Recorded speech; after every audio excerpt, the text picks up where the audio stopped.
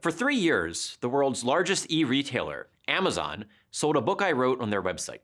Amazon made money, the publisher made money, I made a little bit of money too, and anybody who wanted to read my book could buy it on Amazon and have it delivered in a few days or less. Everyone benefited. Until one day, out of nowhere, Amazon erased my book from their website. Customers could no longer order or even see the book on Amazon. Amazon didn't warn me or my publisher, they just took it down. I'll give you a hint as to why. I'm an outspoken opponent of the Equality Act, and the title of my book is When Harry Became Sally, responding to the transgender moment. What is my book about? It's a thorough examination of the scientific, medical, philosophical, and legal debates surrounding the trans phenomenon. I took painstaking effort to research everything I wrote so the book would be accurate and fair. I talked about the issues in a way that was compassionate towards people with gender dysphoria, which is a medical diagnosis in the official Diagnostic and Statistical Manual of Mental Disorders. The book was endorsed by numerous medical and legal experts from Ivy League universities. And it wasn't merely an academic book. I strive to make the book as accessible as possible so that ordinary people could pick up the book and understand it. Predictably, my book took a lot of heat when it was released, and a lot of lies were told about it. But for 3 years, Amazon sold it like any other book they offer without issue.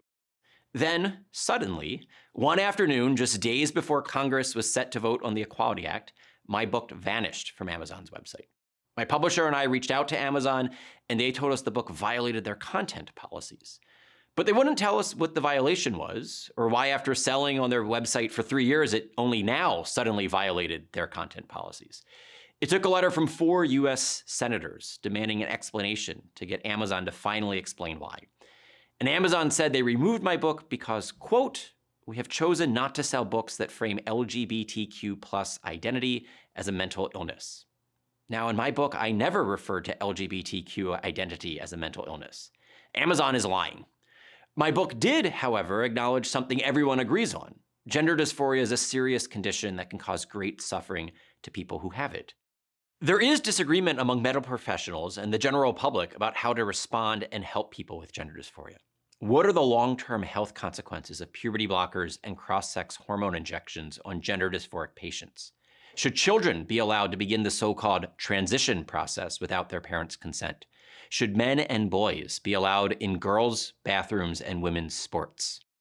These are all important questions which Americans should be able to discuss. Public polling shows that on many of these issues examined in the book, majorities of Americans agree with the positions I take. Of course, many Americans disagree with my positions, and that's okay for now. That's the point of the book, to change people's minds. And that's why Amazon is really afraid of my ideas. They're persuading people of the truth. Amazon's actions show that it is not okay with that. Its leaders believe their corporate position on the transgender issue is the only acceptable one. I refuted that position and spoke out against the Equality Act, and that's why they removed my book. Now, you might be thinking Amazon is a private company. You can't force them to sell something they don't want to. And ordinarily, I would agree with you. But the problem is that Amazon absolutely dominates book sales and all online sales, as it's the largest global online retail platform. According to independent analysts, Amazon accounts for 53% of all books sold in the United States and 80% of all ebooks. Amazon is abusing their vast market share in the book industry when it prevents Americans from reading ideas Amazon leaders don't like. Now, here one might say that if you don't like Amazon's practices, you can start your own global online sales company. But because Amazon controls most of the book market, publishers have no choice but to cater to Amazon's ideology. If the largest bookseller in the world won't sell a book, why would a publisher print it?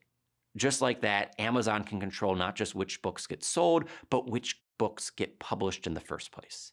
Amazon is using their outsized market share to shut down debate. You can buy Adolf Hitler's Mein Kampf on Amazon, but you can't buy an honest examination of the trans issue on Amazon, and that should concern everyone. I'm Ryan Anderson, author and president of the Ethics and Public Policy Center for Edify. This is Scott Landry, director of Edify. Thank you for watching this video. Please help edify others in our country by sharing this video now through email and social media.